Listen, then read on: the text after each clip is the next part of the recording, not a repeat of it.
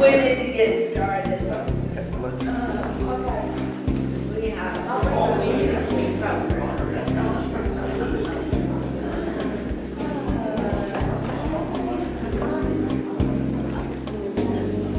Well, first of all, do we have any millionaires here today? I have one number, but I didn't spend much. I'm $2. Oh, okay. Okay. I am Linda Brody. I am the president this year, and I'm so excited for all the things that we have planned. 2023 will hopefully be a very good year. We don't know though, so. The last three. Oh, okay. I welcome Lauren Cassel, Brownell, and she's going to give us a great program. We have something new, the raffle at the back of the room. The tickets are $1 a piece, or we can make deals. We like to make deals.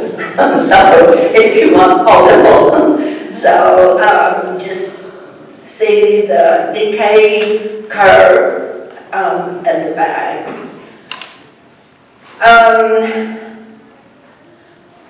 I want to introduce, I don't have a list of the board members, I'm sorry.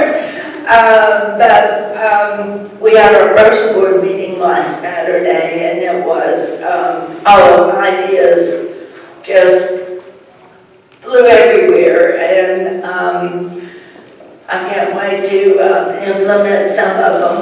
They're very hardworking people, and that want the best for this group, as do I. Next month at our meeting on the 11th, it's going to be Valentine's with the board. Our meeting will start at 9, or our gathering will start at 9. And you can come and meet all the board members and get to know who is working for you. Sometimes members never know. It's kind of a mysterious thing on this board. So you can come and meet us and chat and give us your ideas. We'd love to hear your ideas. So that's at 9 o'clock in February. There will be no anthology this year. We just didn't think it was feasible, or that it got us where we needed to be. Instead, we're going to do a cookbook with recipes and little stories about the people who have met.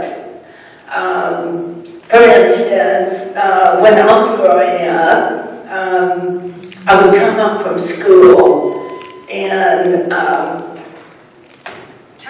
smelling the delicious aromas that my mom was cooking up in the kitchen. It just put such warmth inside me, and I knew I was loved because she cared enough to make this food. So just little stories, and any recipes that you want to share. We'll probably do a limit of 5, but That depends on how many people submit. If not many, then we'll do more per person if you want. We're going to implement an author spotlight. At each meeting, we will devote 10 minutes to one of you to tell us about yourself, what you're doing, what you plan to do, and show your books. And we just want to know you better. And that's a good thing, because we meet and then we go home and we don't know anything much about each other. So hopefully we can put the author spotlight on the website each month, just a small little place. I hope. That's what I plan. But I think it's important for us to grow closer together and see each other as writers and instead of maybe just friends. Sterling Cheney, our publicity and marketing person, is going to design 2 new logos. And then, after he gets them finished, we will all vote on keeping the old, seeing what he comes up with. And you have a voice, and you can say what you want. And I welcome that. How many would like to go to lunch today after the meeting? We're going to Cassel Cafe again. Okay. I am. Great. Okay, so that one I'll take care of. Make the reservation. So, and it's on 34th, about a mile away? 34th in Indiana. Yeah, it's about a mile. Okay. I got it. I'm in. Okay, so I'm going to turn the meeting over to Kim, and she will introduce our guests. And thank you again, all of you, for coming and being kind. Good morning, everybody. Welcome.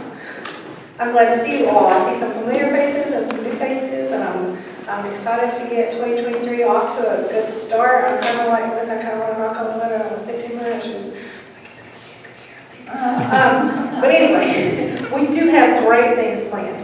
I wanted to just give a little preview of what's coming up in the next few months.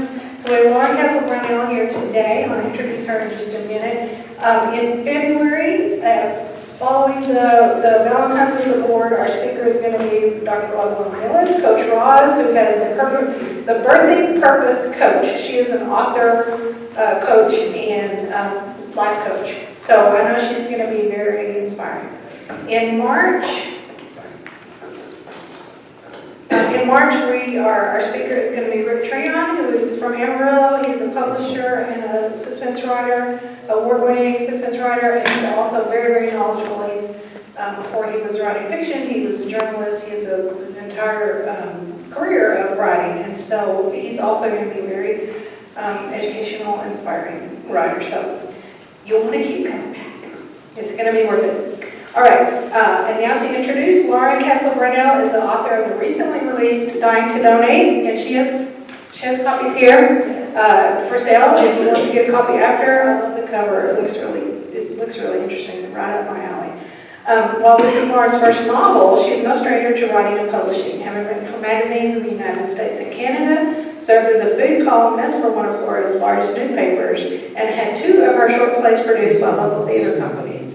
She is also the author of Zen and the Art of Housekeeping, The Path to Finding Meaning in Your Cleaning. Lauren will compare traditional and indie publishing, so please welcome Lauren.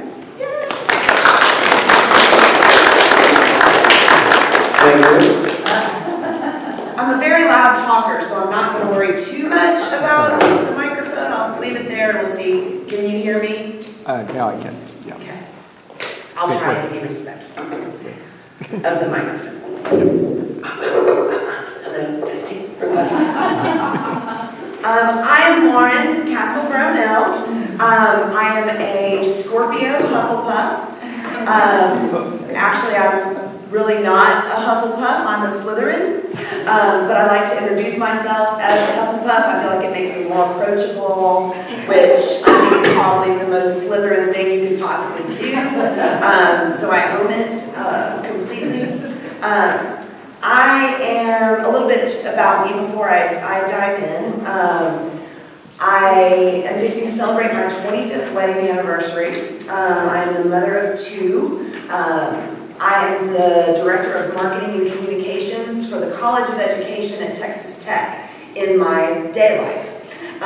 And so I was fortunate enough to find a path where I got to continue to be creative. I was always able to be creative and to write almost every day. But that type of writing, while satisfying, did not soothe my creative urge. You know, there were still stories that I wanted to tell. So I've been very fortunate. I think the thing that defines my writing career is that there's absolutely nothing that defines my writing career. I have written in all kinds of genres. I've written for all kinds of publications. Every one of them has been a joy. I'm happy to answer questions about any of those experiences because I really am. I'm here to be an open book. I'll tell it to you straight. I'll tell you what I think, and that's just my manner of doing things. I am thrilled to be here to kick off the new year. So excited to have been invited, and I've been looking forward to this since Kim first got in touch with me about coming and talking to you guys. I'm so glad to see a couple of young faces. Are you guys writers? Or did somebody drag you? No? Writers? Excellent. Excellent. I've got some tips for you guys. We'll talk. Okay. I am easily distracted. I am a squirrel chaser, as we discussed. So I did write a few comments, things I definitely wanted to get across. And then I also want to I want to answer your questions, see what you guys have that you want to know more about. Any questions that you have, I will be happy to answer. And I just want us to have a real open, fun discussion about this wonderful world of publishing. So, with that, let me begin my prepared remarks.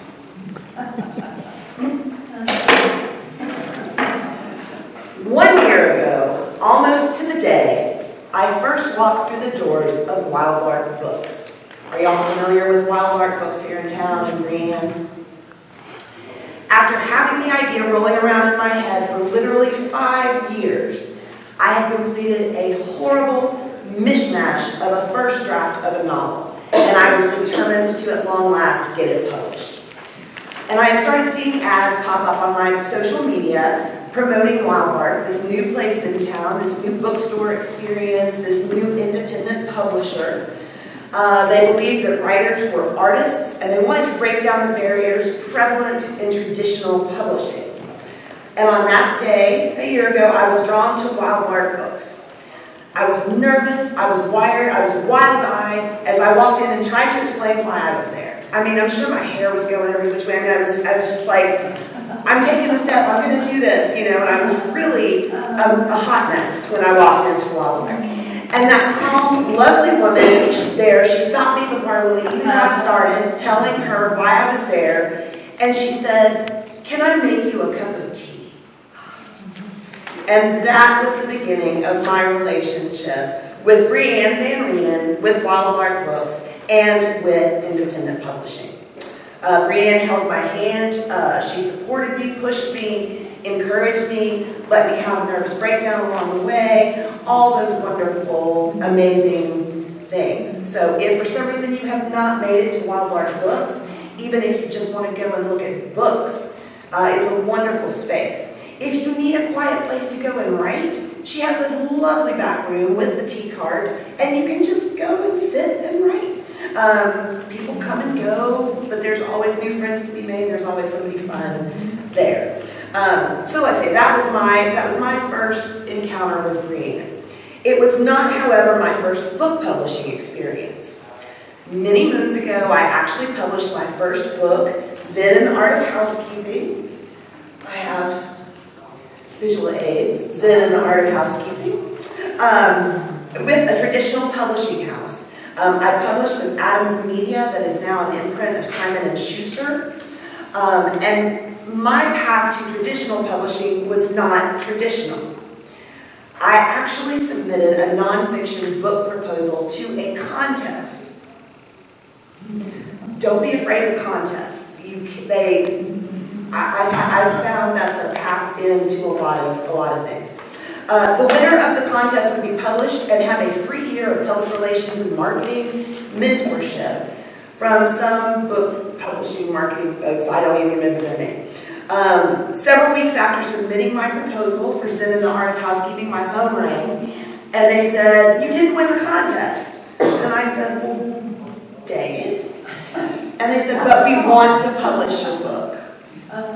So I felt like I was the winner. It's like being the runner-up to Miss America. You know, you get to get cool stuff and scholarship money, but you don't have to go and do all the stuff. I was like, yay, I'm getting the best end of this deal. I get to have my book published. As it turns out, Adams Media had actually published a few Zen and the Art of titles, and it just so happened that my proposal, the title, would be a great addition to the series. And that is the first point that I really want to drive home. Much of traditional publishing success is simply being in the right place at the right time. I received a contract, a fairly good advance, and a deadline by which Adams Media wanted the completed manuscript. Again, another difference in the things I'm going to talk about today. This is a nonfiction book. Dying to Know, it's a novel, totally different experiences, traditional versus independent. Happy to talk about either or both of those things. I received a contract, a fairly good advance, and a deadline by which Adams wanted the completed manuscript. So I sat down and I wrote the book that I had outlined in my proposal. It was funny, it was irreverent, it was kind of an up-you about how much housekeeping sucks and how preposterous it is that we actually judge people on the cleanliness of their houses. It examined how housekeeping and homemaking were still considered women's work, even in the modern world. How we hold ourselves up to ridiculous standards that no real human being could ever live up to. One of the most interesting things that I've discovered in studying housekeeping and homemaking, June Cleaver, right? The woman that everyone thinks that they should aspire to as a mother, as a wife, as a homemaker. That bitch had a maid. June Cleaver had a cleaning lady. She was home all the time. She could not do it herself. Why would we, as working women, parents, community members, why would we expect that we would have all of this time to clean house? So that's the book that I wrote. I wrote the book that I had proposed. I wrote the book that they had purchased. But when the manuscript was completed and I sent it off to the editor, it turns out that was not the book they wanted after all. It needed to be more about Zen. It needed to explore more tenets of Buddhism. Oh. Worst of all, it needed to have real actionable tips about housekeeping. I said, excuse me? Did you actually read the proposal that I submitted? I'm not a Buddhist, and I sure as hell am not a housekeeper. Zen and the Art of Housekeeping, it was a joke. It was a takeoff on the Zen and the Art of Motorcycle Maintenance. I was being funny, you know, and I thought they got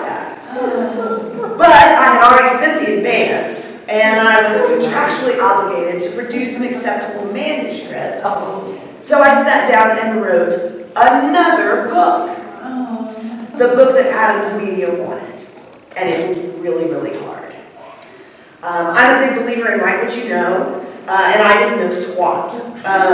But I made it through, and I produced a manuscript that was ultimately acceptable to the publisher. And the rest is history. I'm very proud of this book. It's a very different book than the one that I set out to write initially, but boy, did I learn a lot about Buddhism and housekeeping. I learned a lot about writing and writing through. When you think, I think they wanted to have 65,000 words. I called my mom crying one day and I said, "Mom, I've got 39,000 words, and I've said everything that I have to say twice, and I don't know what I'm going to do." But you just keep pushing through, you keep exploring. The publisher came back and said, "All right, now we want you to write a koan." It's been so many years since I've studied Buddhism. They wanted a haiku, basically. They wanted a little poem in this very structured style at the end of each chapter. I'm like, stop. So anyway, it was quite a process. But again, I'm very proud of the book ultimately. It opened a lot of doors for me. It changed my path in a lot of ways. And to this day, it's been quite some time since I published this book. But I am still very, very proud of the finished product. My husband says, "Go back and publish the funny book," you know. I may do that. I'm thinking about doing that. And remind me to come back to Zen. We'll come full circle here in just a minute. So as y'all can see, this book wasn't really personal to me particularly. Maybe it was at one point in time, but by the time it became this exploration of Buddhism and how to use vinegar to clean your counters, it wasn't so personal. A lot of time passed. I did a lot of other things. One of the things that I've enjoyed doing, one of my tips that I give you is, everybody focuses on the long game. Everybody wants to write a book. I get it. I did. But there's so much satisfaction to be gained from writing shorter pieces. Don't hesitate to explore the short game, too. Because I've had a lot of joy in writing magazine articles, writing news stories, and then writing narrative nonfiction that I've had published in several different anthologies, and that's very satisfying. This was one of my favorites, Her Story, What I Learned in My Bathtub, and More True Stories on Life, Love, and Other Inconveniences. That was a good one to be a part of. As I am in the field of education, I felt moved to submit to my teacher as my hero. That was neat, a teacher that was meaningful to me. And just about everybody has at least one that was really special. And then the one that started it all, I had a story published in Cup of Comfort for Women that was, God, a million moons ago. And I think what is still the continuing Cup of Comfort series. They're still releasing books and taking new submissions for anthologies. So then, dying to donate, I couldn't even really put down into words. I knew I would just have to tell y'all about dying to donate. Like I say, it was the original idea for it actually was based on a true event that happened. It is not about organ donation. No one died in the writing of this book. It is about donating to universities. And that is a sketchy world. Having worked, I've worked at Tech for 10 years, which I can't believe. We moved here and I said I'll be here maybe 2 years max, and here I am 10 years later. I had worked at a university in Louisiana prior to that. And things would just happen every single day working at the university. And I would say, my God, somebody ought to write a book about this. People would not believe. And so finally I got tired of hearing myself say, somebody ought to write a book about this. And I said, well, my God, I'm going to write a book about this. Nobody will believe it, but I'll give it a shot. And so I had that idea that I really wanted to explore the idea that a university is such a world unto its own. So many of us are science fiction writers and fantasy writers, and we love this world building process. That's such a big part of literature today. For me, the university campus was the wackiest place I could possibly find, and the world was already there for me. I just had to find cool characters to put into it. And then again, it got very personal because I knew that I wanted to explore challenges of dealing with my aging parents. We had to put my father in a nursing home. My mother, who I had always been so very close to, our relationship got strained as I got older and she got older. And I knew that I needed some place to work through that.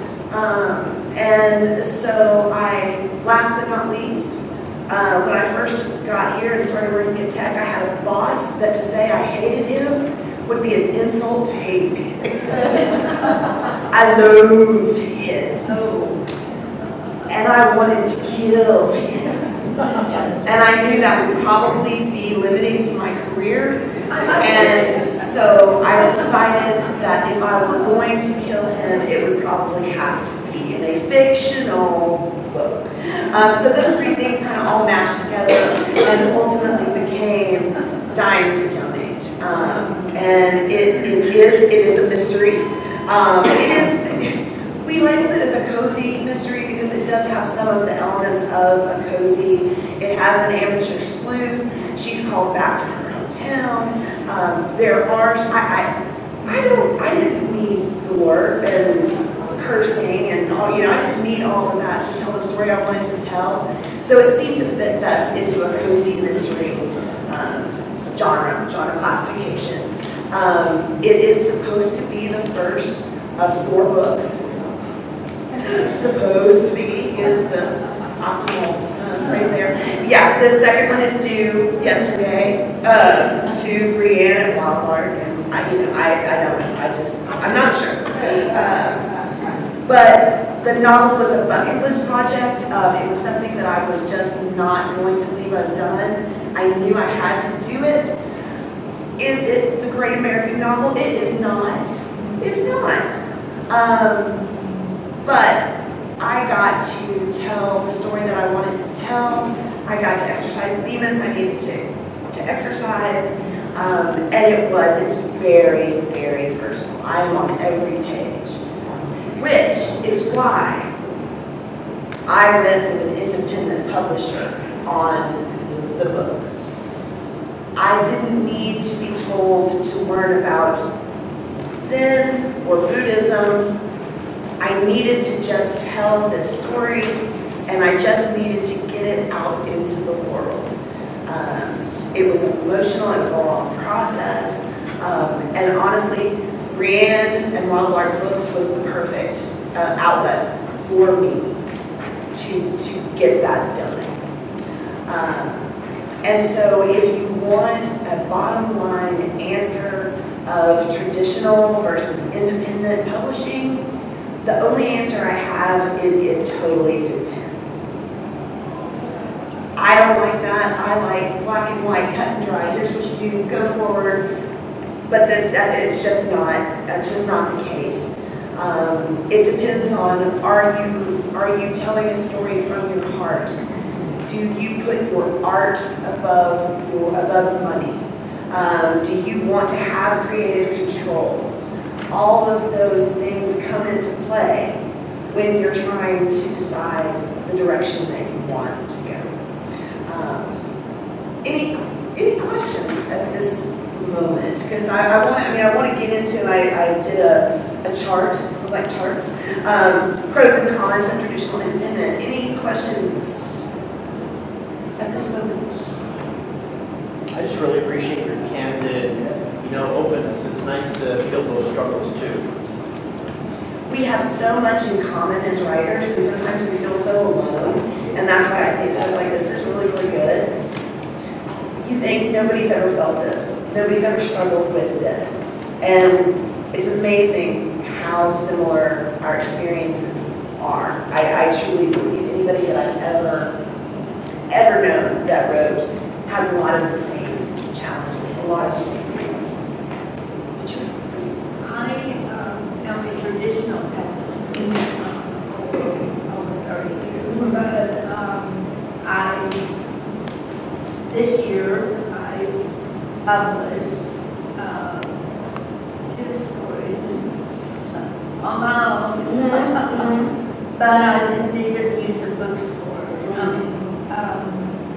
I did everything myself. You're self-published. Yeah.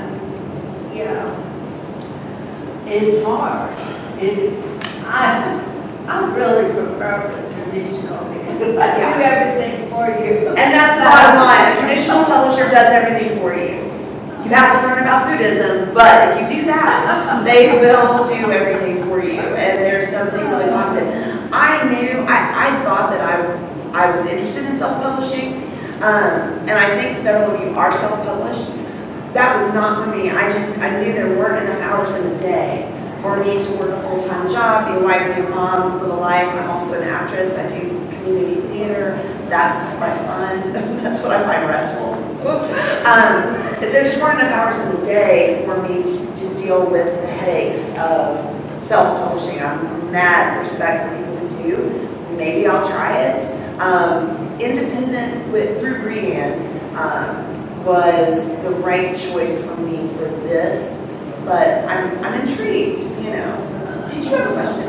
Yeah, I would, if you have time, I'd be interested in what kind of promotion Wildlife is able to provide. Happy to talk about that, and I'm going to talk about marketing as one of the traditional versus indie. So I'll definitely talk about that. Anything else? Okay, so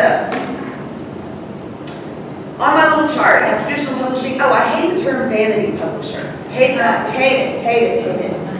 Although I think there are some out there. You know, there are definitely people who are out there to take advantage of you, take all your money, and promise you everything under the sun. I do want to say for the record that in my experience, Wildlark Books is not a vanity publisher. You do give some money out for the process. What you get in return is so much. It's a totally worthwhile business proposition. She's not out there trying to rob you. I worked with another independent publishing company for a while, and the packages that they would do that were similar to those through Wildlark were $30,000. And people would pay it. And did you store 20,000 books in your garage? And you have to hustle your ass off, and you have to send out all of the press releases, and you have to do, they promise you the moon, and it sounds intriguing, but the value's not there, your money's gone, you know. I won't mention any names, but there are a lot of those out there. And again, a vanity publisher to me implies that you didn't have to do any work. It implies that this is just your frivolous part-time doctor's wife hobby, and that's not what it is at all. So, traditional publishing is a marathon. From the time I sent off my funny, happy little Zen book to the time it actually was published was 2 years minimum. Independent publishing is a sprint. You can go as quickly as you want to go. Honestly, we had a deadline that was faster than I could meet, and we could have gone very quickly. We didn't, but my experience was it was about a 6-month process to the time that I finally had finished up my edits. I had gone to an editor.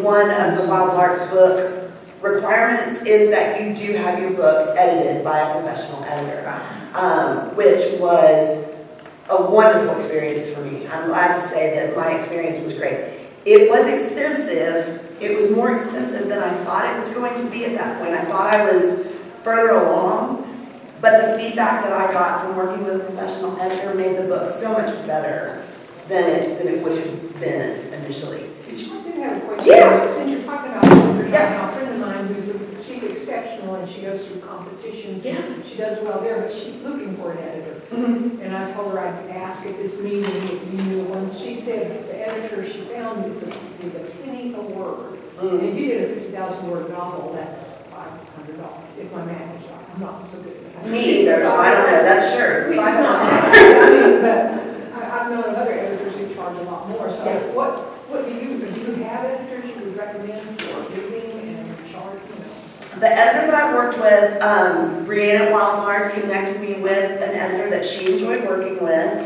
And the nice thing was, and what I would definitely recommend to somebody looking for an editor, is talk to a couple of different people. I tried to reach out to an editor locally, never heard back from them. They were ghosts. This editor that I worked with actually was out of Dallas, and she was awesome. I would recommend her highly. It ultimately cost me, and she did more for me because, again, the nature of the book, and I think because it was so personal and I was so emotionally attached to it, she almost had to do a developmental edit. It's like she had to go in and say, all right, is the structure of this really what you want to do? It wasn't just a line edit. I'm great at grammar and spelling. I really needed some help in saying, really explore here, really go there, really dig deeper in these sections. And that was what I needed. You know, it's like I said the surface of what I wanted to say. And she just said, go further. What about this? You know, and really gave me some meat. So it was incredibly valuable. And for my novel, and again, I'm an open book, it cost me, that edit cost me about $700. And I'm happy to share her information with you. Also, Brianna at Wildlark has a list of editors that she has worked with. Penny, that was my editor, had, because you have to work into their schedule too. And she was like, if we can't make this work together, I've got another great editor that I've worked with. One of the things I loved about them was it wasn't a dog-eat-dog. It's like, over my dead body, when I refer you to another editor. It seemed very collegial and very supportive of other people that are in the, there's plenty of work to go around. And so there was never any, well, I can edit your book, but it'll be 6 months. You know, it was, if we can't make it work, I've got several people that I would recommend to you. I got very lucky. I really liked her from the get-go. We really connected. And we had a couple of long conversations about my book before we ever talked about money. I got so much out of her just in visiting with her about her experiences in the industry. She asked about my story. What did I see it being? Did I see it being a series? Where did I see the characters going? And it was a very, very positive experience. So yeah, traditional publishing is a marathon. You're on their schedule.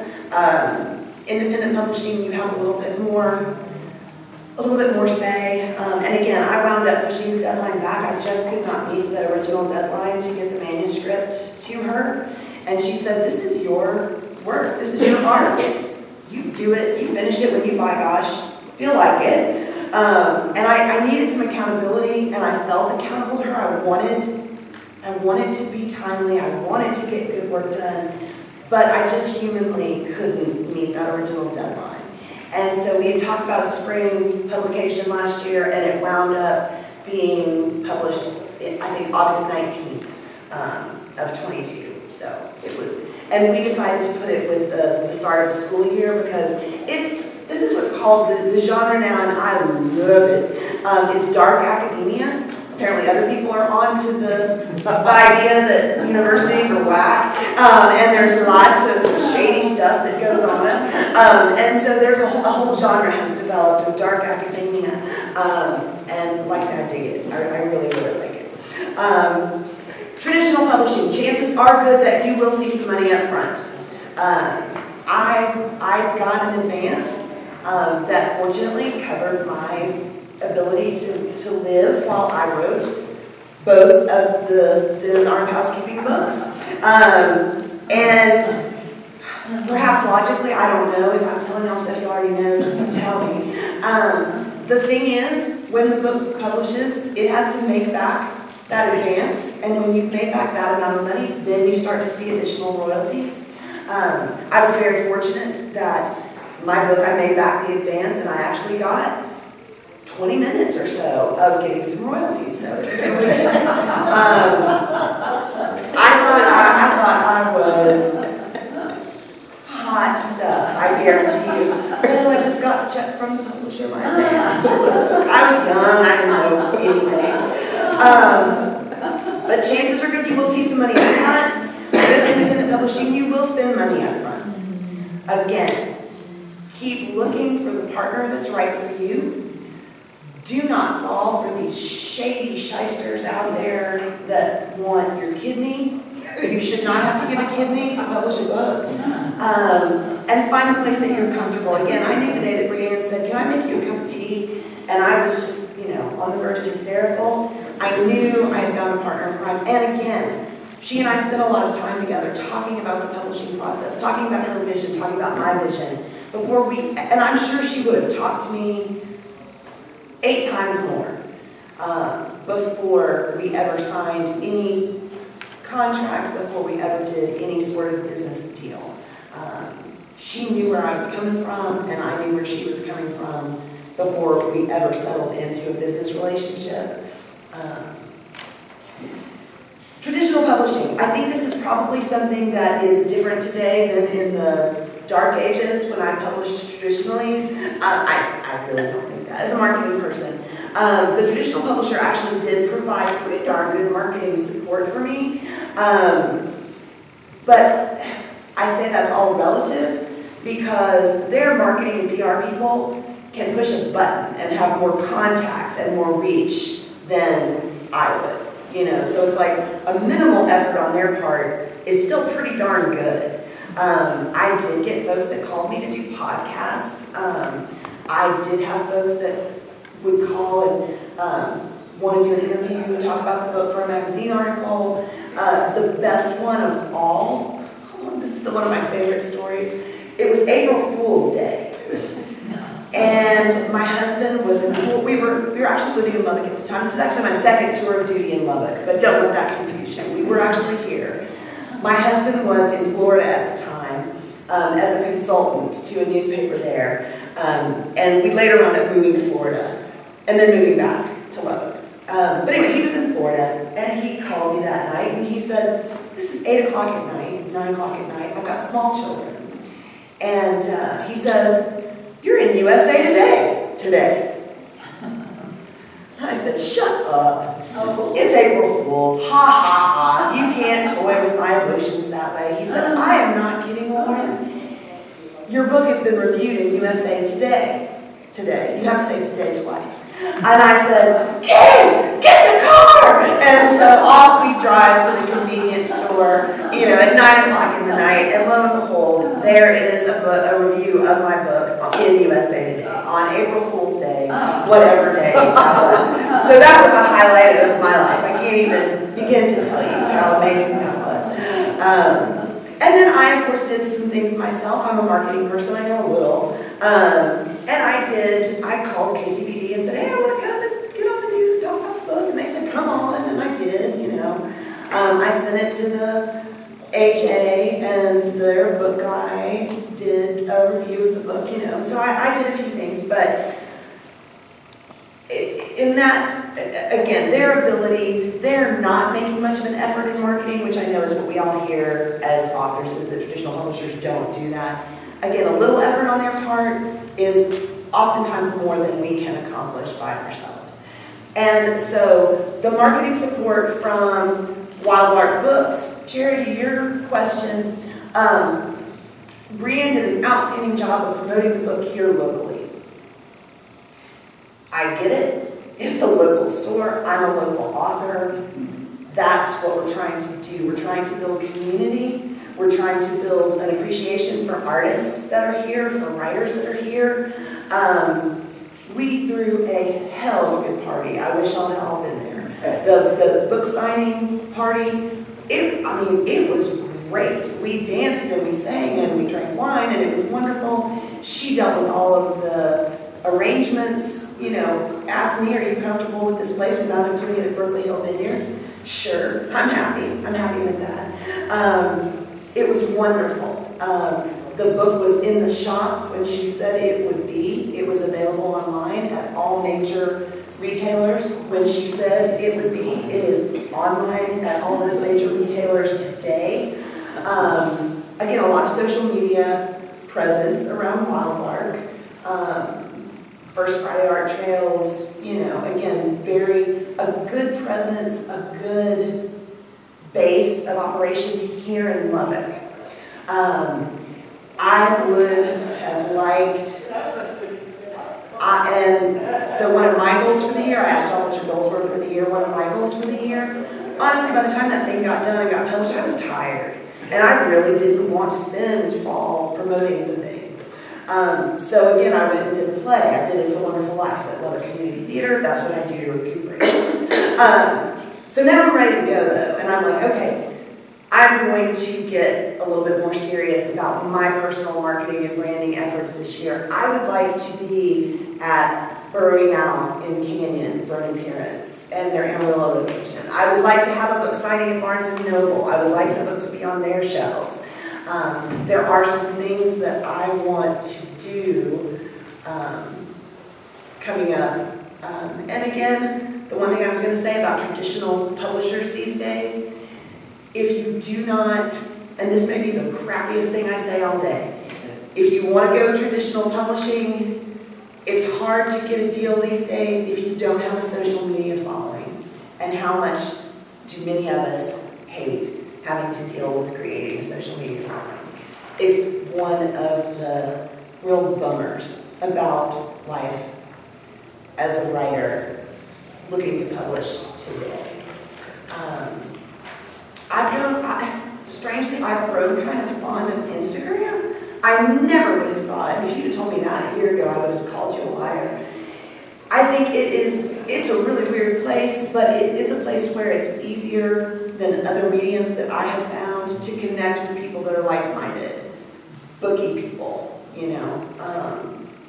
readers and book reviewers. So I've kind of developed not a fondness, but I'm less opposed or freaked out. But again, it's one of my goals for the year. I'm like, I can do this. If that's what needs to be done. And it doesn't have to be personal. You don't have to share all your life story out there. You can make it very focused on your work, on your book, and find a place. But yeah, traditional publishers really want you to have already developed a pretty strong social media following and a good brand, a good platform is what they call it in the biz. How are we doing? I'm having so much fun. I can talk all day. Okay, so while I'm talking about that, let's come back to Adams Media. All right, so when I decided I'm publishing this novel, I still really love Zen and the Art of Housekeeping. And it's been out of print forever. I was lucky enough, I did make back the advance. I did have some royalties for a while, but it wasn't long before they said, thank you so much, Lauren, your book's really not selling all that well. We're not going to print it anymore. It's out of print, and our contract with you has come to an end. Okay, cool, it was fun while it lasted. Well, dang it, if the book didn't continue to sell. It was available as print on demand. It was available online, and it continued to sell. And it has sold for 10 years. So I was like, well, surely it's been long enough. I can just call them and say, look, I want the rights back to the book, and I would like to modernize it. It's a different world than it was 10 years ago. I'm a different person than I was 10 years ago. There's things that I would like to say that are new and different. I'd like to do a new edition of Zen and the Art of Housekeeping. And so I figured they'd say, sure, it's been out of print for 10 years, whatever, have at it. Well, dang it, if they did not turn around and call me back and say, hey, we think we might be interested in doing a second edition. I'm I'm like, well, that's either the coolest thing I've ever heard or the absolute worst thing I've ever heard. I'm not sure how I feel about that. And they said the key to us doing a second edition is that we want to find an influencer to write a new foreword to the book. Once we find that Zen housekeeping influencer, then we'll talk about signing a new contract, having YouTube rewrites, etc. Well, I wrote the damn book so that I would be the Zen influencer, right? You know, it's like, who are you going to find out there that's a Zen housekeeping influencer? But whatever, they know better than I do. So I'm in the midst of playing the hurry up and wait game to see if they're going to find a Zen housekeeping influencer to write a new foreword to the book. I've told them, I'm like, if you can't, I'm so totally cool with that. I just want the rights back. I just want to have it back. So I'll keep y'all posted what happens with that. I think both ways could be fun and interesting. Maybe Stephen King is available. Honestly. Do y'all, and particularly romance people, do y'all know Adriana Trajani? Are you familiar with her work? She's a best-selling novelist, and anyway, she reviewed Zen and the Art of Housekeeping when it came out years ago, and she and I have stayed in touch, and so I'm like, call Adriana, get her to write the foreword, you know, and she's kind of like me. She would say, I don't know squat, she's New York, I don't know squat about housekeeping, but it's a hell of a good book, you know, that would be kind of her approach to it. So we'll see. I think either way could be interesting. I've thought about doing a sequel to Zen and the Art of Housekeeping. I've thought about a lot of different ways to approach it. I've just been busy living life, you know, in this interim. So now that I'm kind of back in the writing realm, we'll see. You know, we'll see what happens with that. And we all have a YouTube channel aspiration if we really want to get into business. Absolutely. But that's a bust a move, man. Get it. Get it. Did that answer your question? Yes. Okay. And anything specific that you want to know, I'm Great. happy to answer. I think we already hit on this. Traditional publishing, they edited the manuscript, they designed the cover, they formatted the book, they printed it, etc. It came to me. I got to see the galleys of it.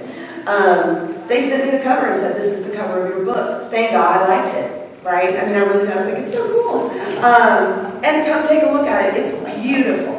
It is beautifully formatted. Really beyond my wildest imagination for what this book would turn out to be. With Wildlark, you must have your manuscript professionally edited. We've talked about that. Expensive. I was very involved in the book design cover process. So thank you for saying that you like the cover, because that was very hard. And it's like being a marketing person and being somewhat creative myself, I was probably the world's worst to work with. I was like, oh no, it has to be this, it has to be just so. I went to Barnes & Noble and took pictures of every book cover that I liked, the concepts that I liked that I absolutely don't want this, no, never. We worked and we tweaked and we moved and we changed. And my goal, honestly, for this book, my series, my vision for my series, this is a university, right? It's fall on a college campus. That's when this book takes place, is in the fall. So in my mind, this 4-book series, there's one for each season. And we see this building go through the seasons. So yeah, we'll see. But yeah, it was wonderful and terrible all at the same time. It was a lot of decisions to make when I was already kind of raw from the whole process. But nice to have input. The layout of this, fine. I love this one visually more than I love this one, but, whatever. Because it's a different font or a different paper, or what's the inside that's different? It's hard to say. It just doesn't sing to me. It doesn't speak to me as much. And yeah, maybe all of those things. It's a little bit. It's a different font. It's a little bit bigger print. But it's fiction. It's words. This lended itself to a lot more graphic design So it's a lot more visually interesting. It just, I don't know.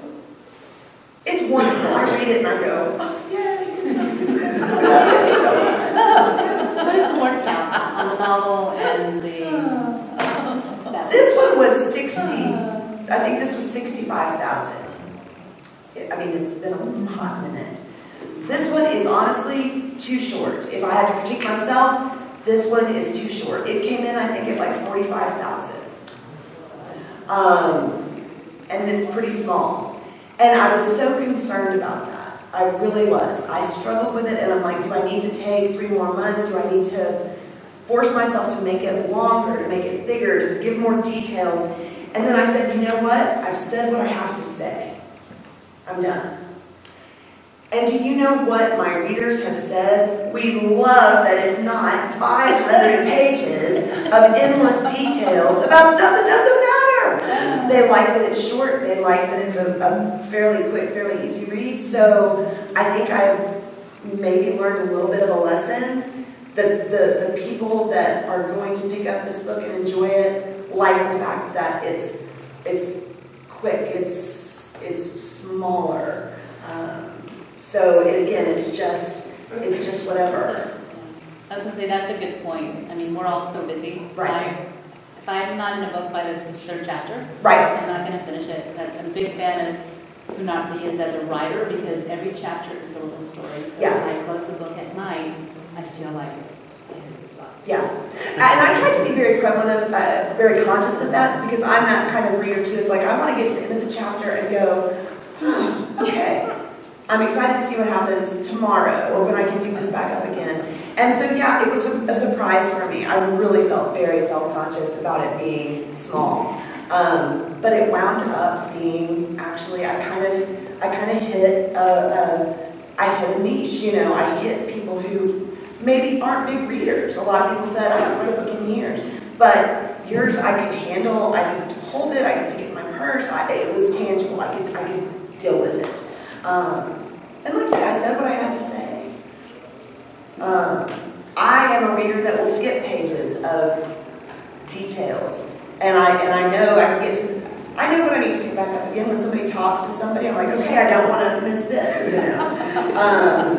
So I do that. And I just took all that out for you. See, I was doing the reader a favor. I was like, none of that extraneous stuff. I think the other thing that's important in talking about the traditional versus independent publishing is who you work with. And I communicated with my editor at Adams Media on occasion. I worked mostly with Brendan O'Neill, who was an editorial assistant, who was still wet behind the ears, was fresh out of college. Precious Brendan. I mean, he was so sweet.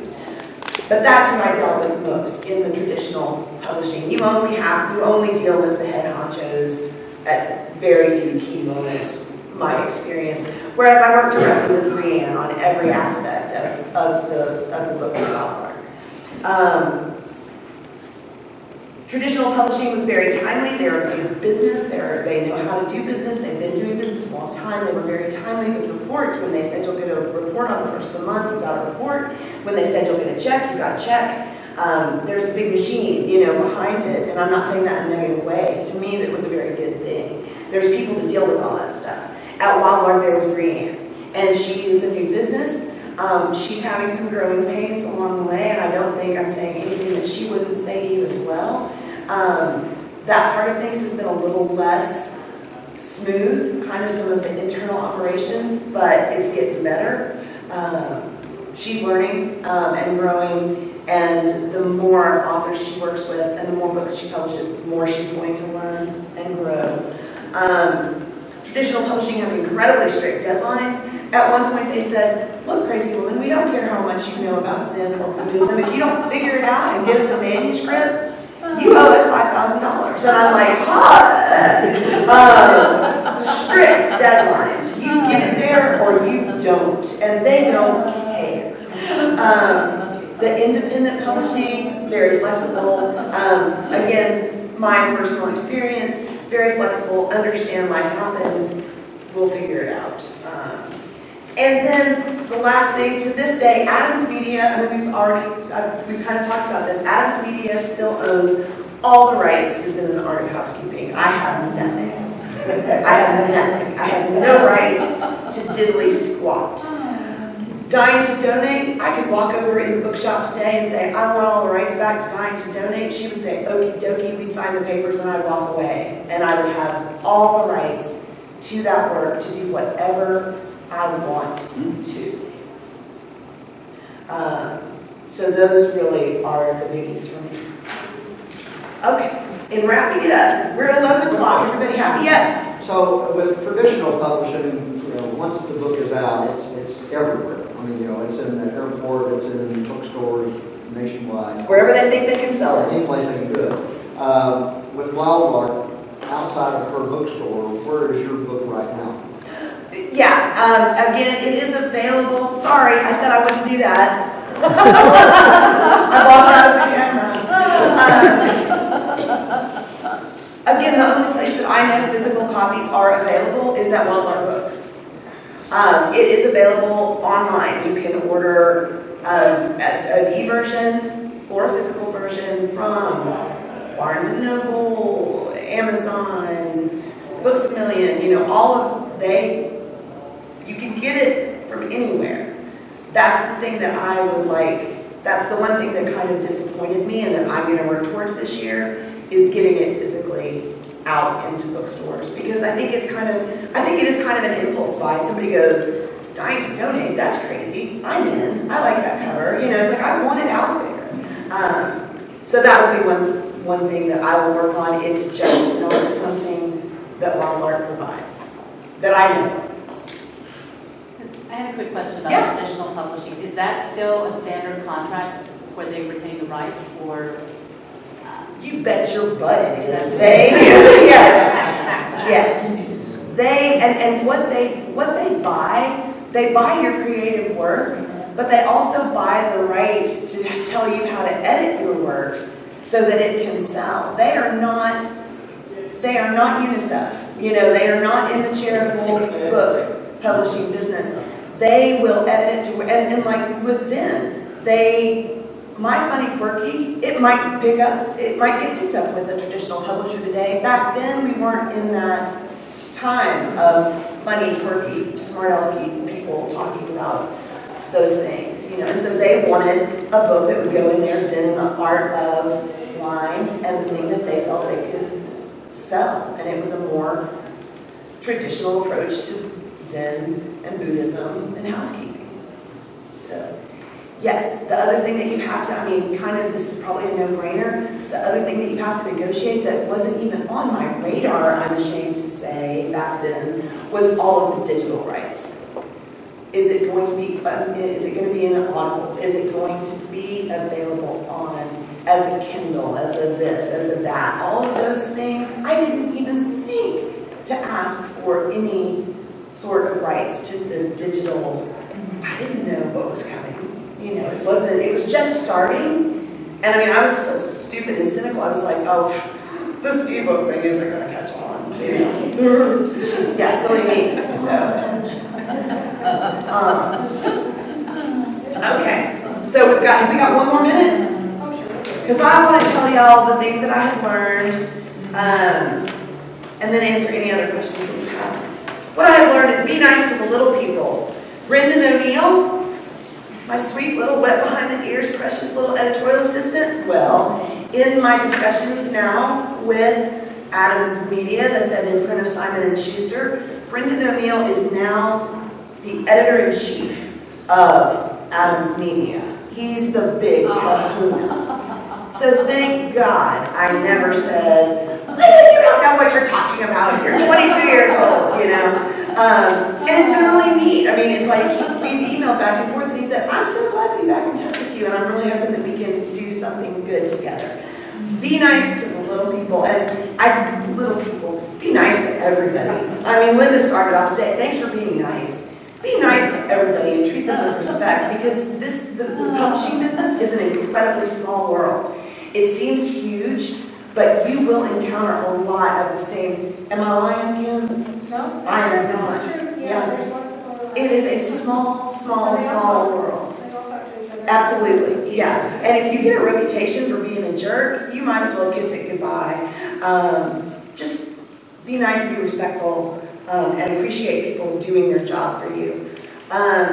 This is a big one that I had to learn. At some point, you have to quit researching, studying plot structure, etc., and just write. There is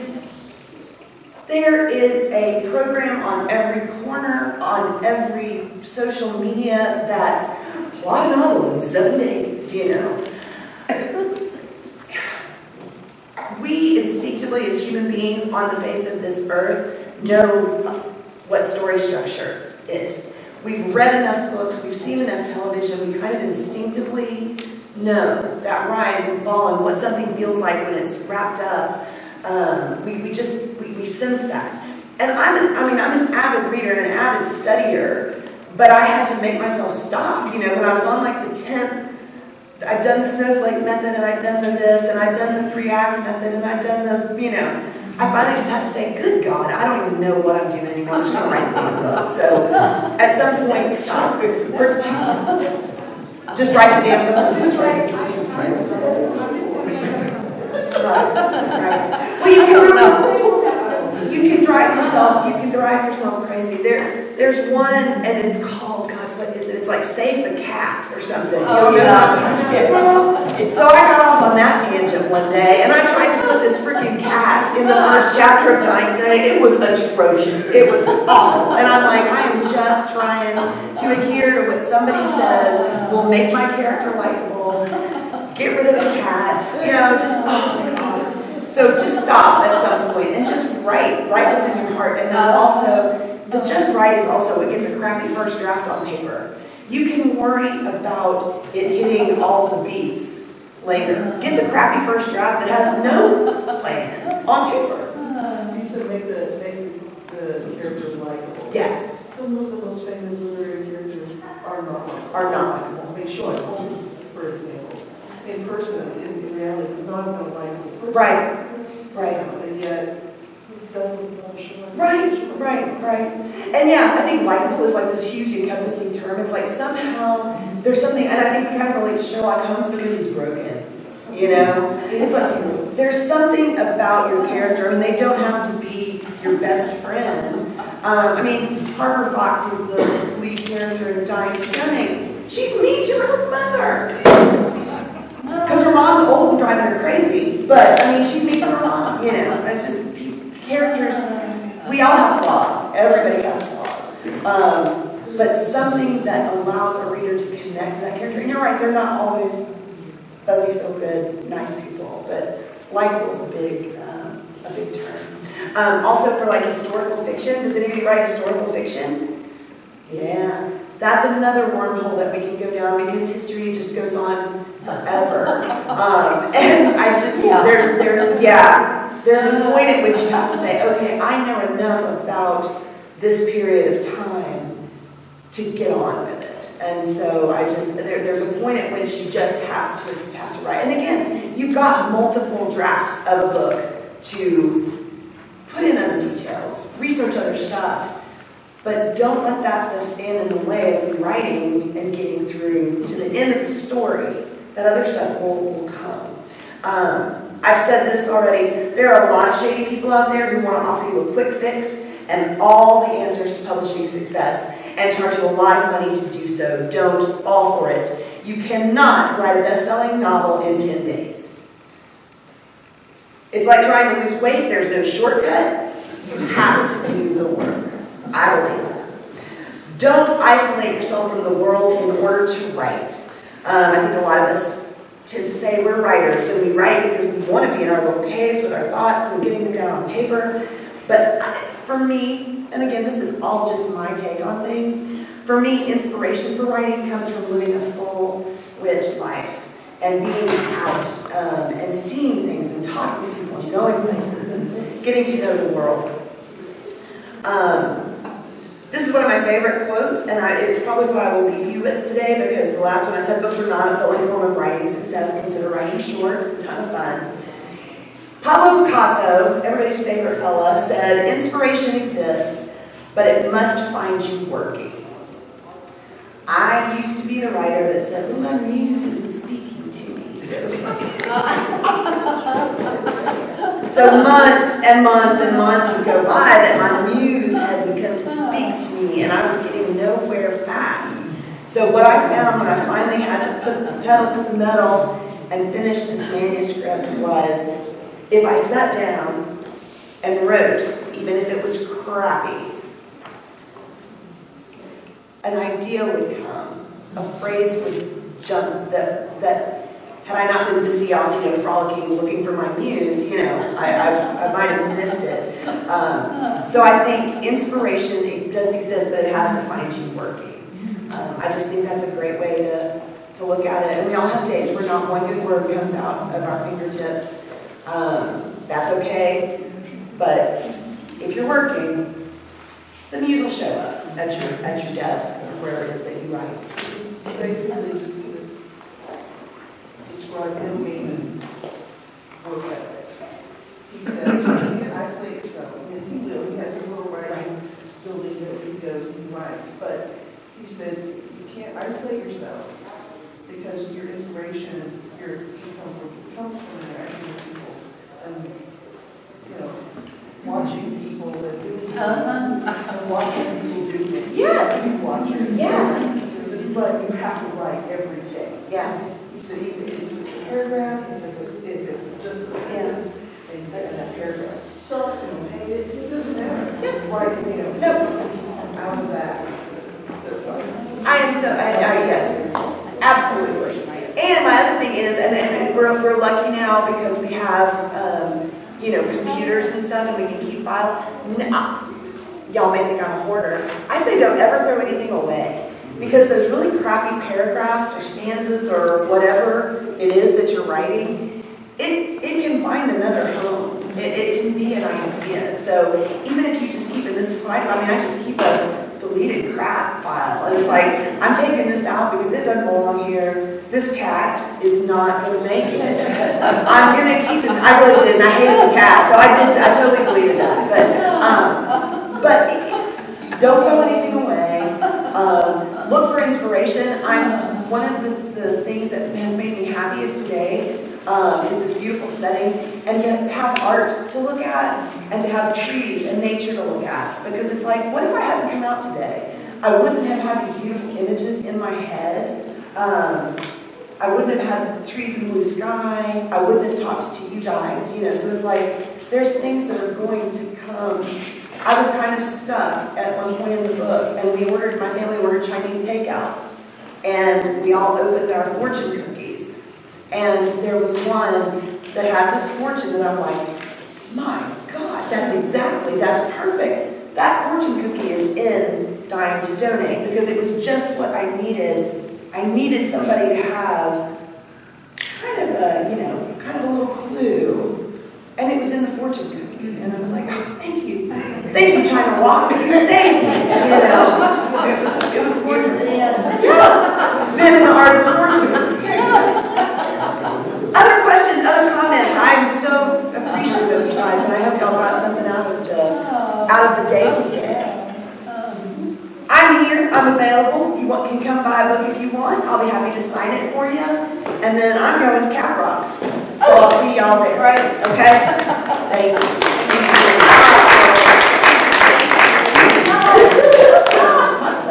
Thank you. Linda said she's a hugger, and I am too. Oh. What she said is true, every word. The only thing is, I would add that traditional publishing you might wait 5 years to even get someone to read a proposal. Mm-hmm. It takes a long time. Yeah. When I published, that was the only way. Mm-hmm. There wasn't Right. any. It's a whole new world now. Right, it's a whole new world and so many opportunities, Yeah. so many more than when I. And I think don't be afraid to explore the new opportunities. There are so many different options out there. And And again, it's like, when I said nothing defined my career, it's like some of the most fun I had was writing short plays and seeing people on stage say words that I had written, blew me away. So much fun. And one last thing. Okay, see, this is me going squirrel. My brain now is going, oh, wait, I know it. Wait, don't cut me off. My next, and I put contact information on the bottom of that sheet. Do not hesitate. Email me, follow me, message me on social media, whatever. I do believe in paying it forward. I am so happy to answer questions or talk about things that are of concern to anybody, any of you. People were good to me and gave me breaks along the way, and I love to be able to help other people that are in the same situation. That's what we're here for.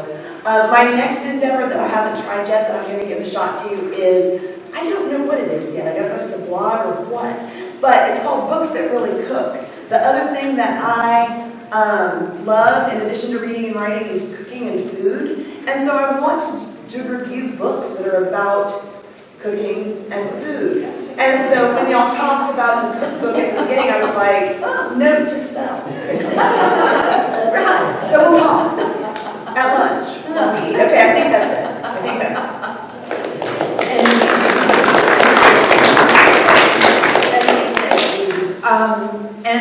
And sometimes it's not a choice of either or. You can do both. Yep. You can do both. An example of that. Yes, me too. Obviously.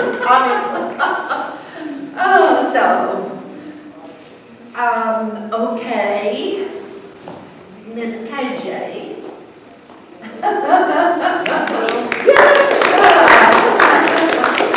Thank you so much for all the hard work you did last year for keeping us going, and thank you so much.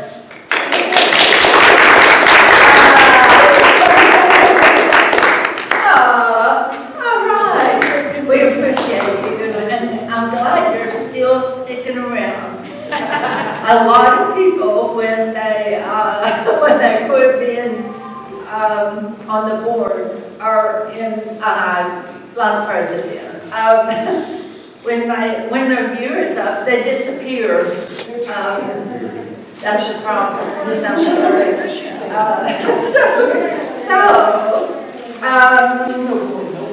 Okay. Now, this is member news. And where did he go? Good Lord. He's hiding back there. Taking a picture of his table.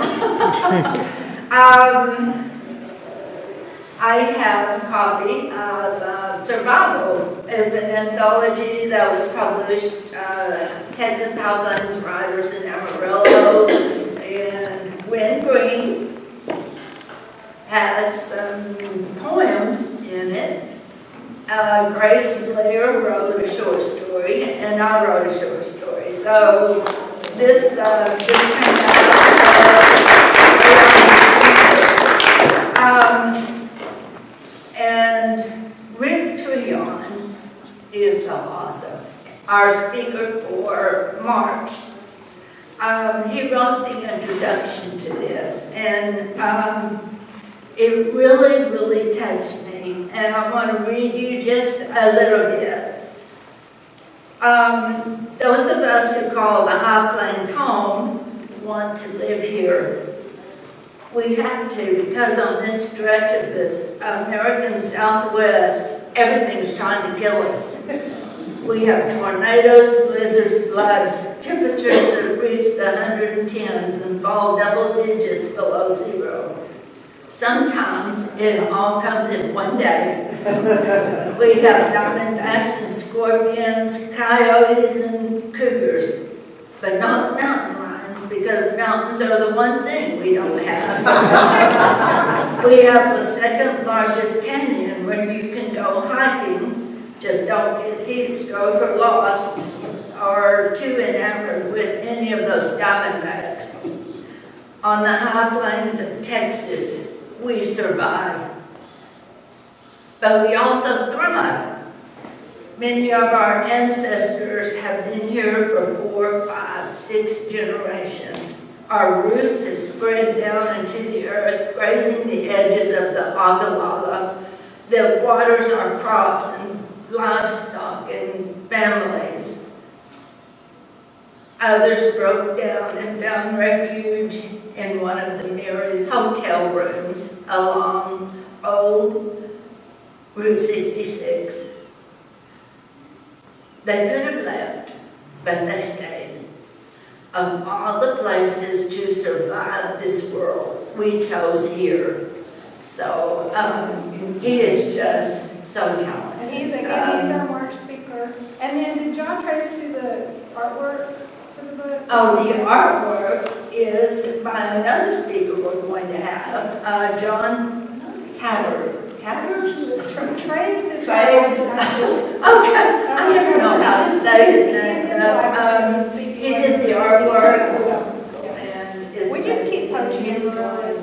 I think they're the April speakers, maybe. I think it might be June, but I've got to. Yeah, it's June. Okay, so do we have any other member news or things to share? I do. I have my 5th novel is almost finished, ready to be published. I've got the author's proof. It's running around Lubbock somewhere on an Amazon truck. Oh. It was supposed to have come yesterday, and they Oh. wrote me this real sad little, "We're so sorry." So anyway, I've got to go through it and just double check everything, but I'm real excited. It's my first. I have an actual genre. It's my first romance. All my books have romance in them, but anyway, I'm really excited. It's called Take Your Fairy Godmother to Work Day. Oh, congratulations. Oh, that's exciting. And I have a hardback version and paperback of my, it's a retrospective, it's a monograph of my artwork. It has no stories in it, it is just simply my artwork and pictures. oh,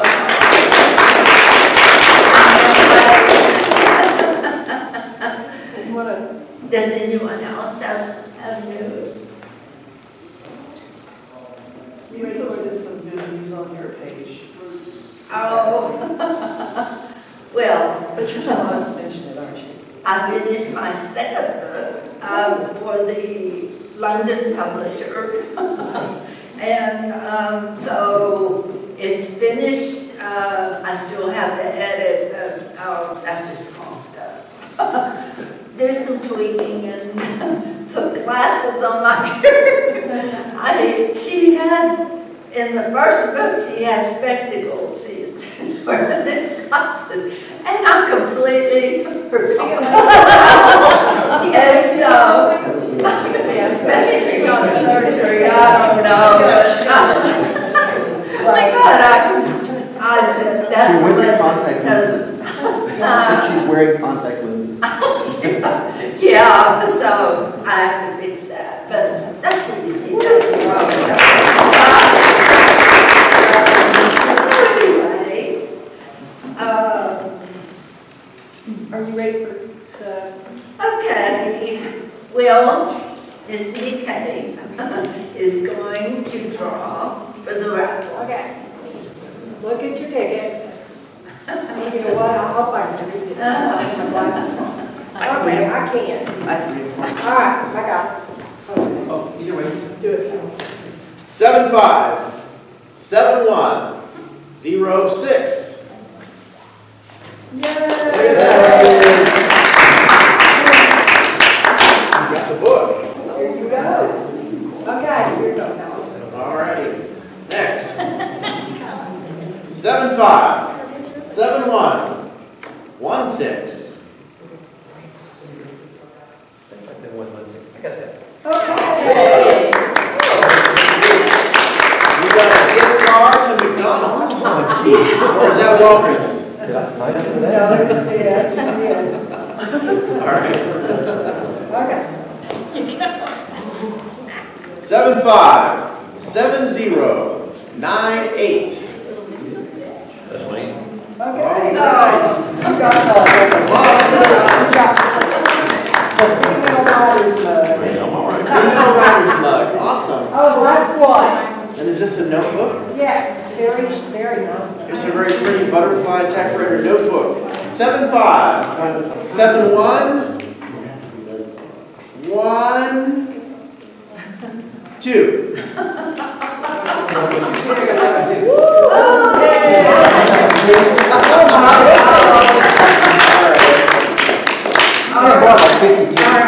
right. Thank you, everybody, those of you who contributed to the raffle. It's going to go in the pot to help us pay for our 501c. Because we got to pay for that. That's what the money's going to. Yes, and we'll have some more next month. 4 new prizes, so, I want to go back to the office spotlight. I forgot to say, if you're interested, talk to me or DK, and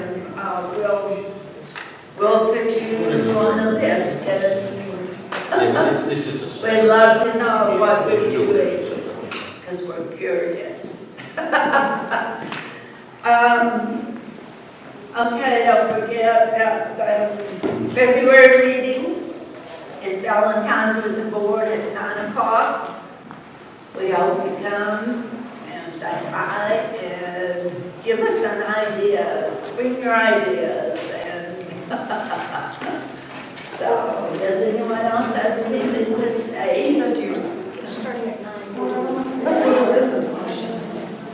I guess that's it, and we'll adjourn to the Car Cafe.